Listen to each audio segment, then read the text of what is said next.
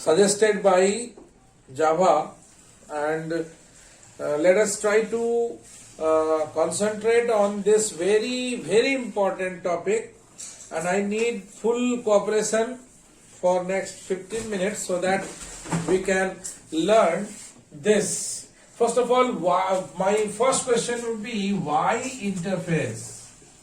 Why? The first question would be why we are having this concept interface, and then we will answer what is interface, okay, and then how to apply interface. Okay. So, as I said that multiple inheritance is not supported by Java.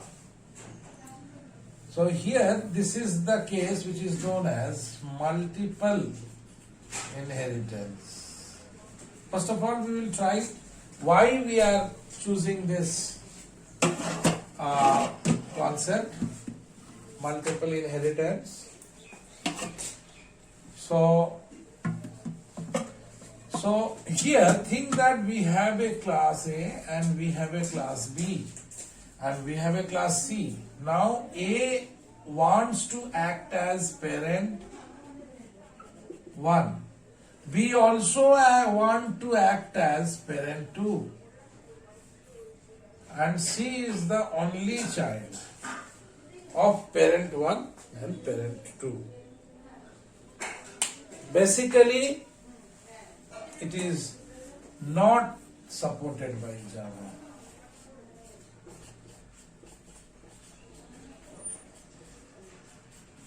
Okay? Not at all supported. The reason is,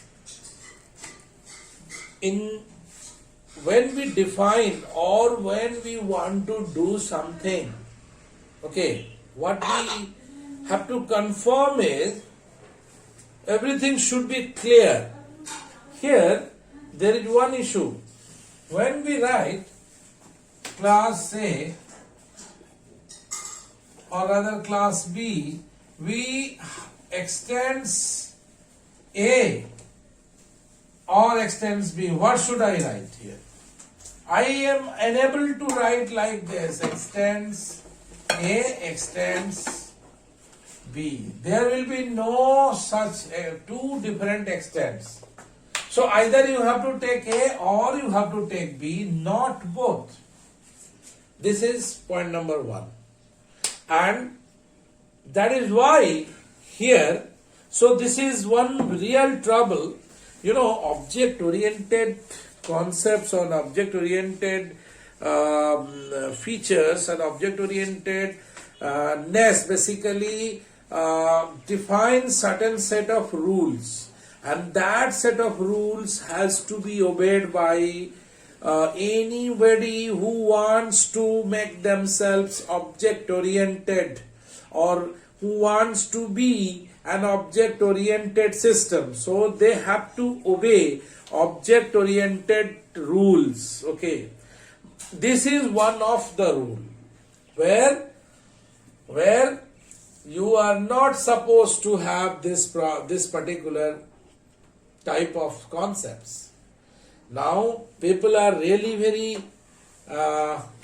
those people are really in trouble while they have facing such an issue, and they do not want to make this issue permanent, okay, so that Java becomes somehow less powerful. If they obey this, you will have to say that it becomes less powerful. So what they did, they devised a new concept, the wonderful concept. Just listen me, and I think you will feel the joy. I can assure you what the joy is in this concept. Okay, so what I said, this is not possible. I think it is now clear what I said. There are two parents of a single child. Here it is not possible. So what we have to do, so what is the solution? Okay, so the solution, the solution is choose any one of them as parents up that decided by you. And at any level, there will be only one parent of a child. There will be no case where in any level we have multiple parents and those who wants to share their features to one child. No. Okay, so A, and that, let us consider that I do not want to make this class B, rather than we will make it as interface B. Okay, and now you write like this. No problem. So B becomes an interface. And the rule of object-oriented systems is also obeyed, that here there is a parent and child relationship, and it is absolutely clear that A is the parent of C, whereas B is an interface who is also acting as parent but not parent. You can say he is the guardian. You can say he is just working as a, so A is the parent whereas B is the guardian of C. So let us see how this is possible. So I think Y interface is clear because we come up with this problem and the solution is interface. Now let us consider what is interface. So we will come to this, what is interface.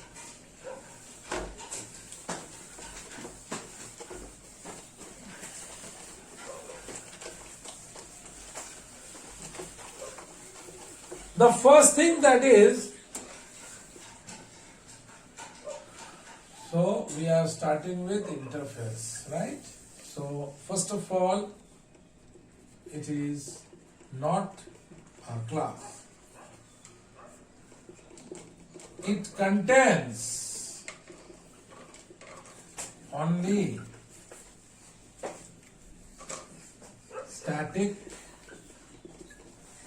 variables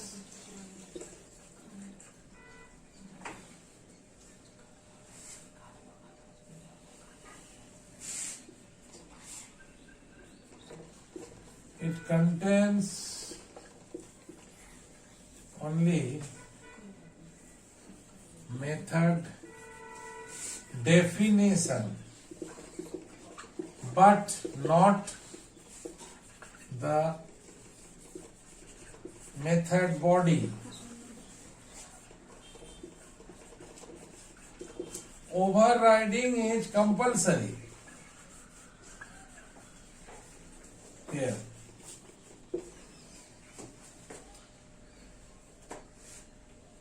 So what actually I said, when we define an interface, we write like this. Interface is the keyword, just like a class. Interface is again a keyword. Interface B. Then you can define a variable, final static int x equals to final. So here the variable is defined as static, and then it will contain only method definition, but there will be no body, only method definition.